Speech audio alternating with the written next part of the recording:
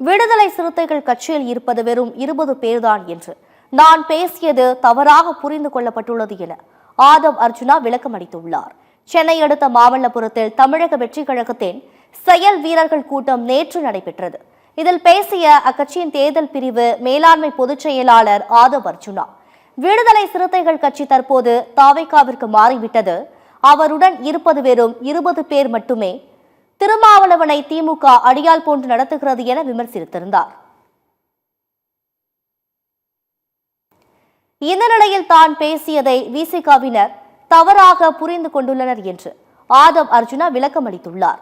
திமுகவின் ஆட்களாகவே மாறிவிட்ட 20 பேர் விசிகாவுக்குள் இருக்கிறார்கள் என்கிற பொருளில் நான் சொல்ல வந்த கருத்து, விசிகாவில் 20 பேர் மட்டுமே இருப்பதாக பொருள் மாறி புரிந்து கொள்ளப்பட்டிருக்கிறது என்று விளக்கம் அளித்துள்ளார்.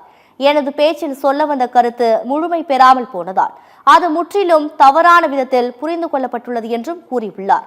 இந்த சூழ்நிலையை தனக்கு சாதகமாக பயன்படுத்திக் கொண்டு மிக தவறான விதத்தில் திமுக சக்திகளால் திரித்து பரப்பப்பட்டு வருகிறது என்றும் கூறியுள்ளார்.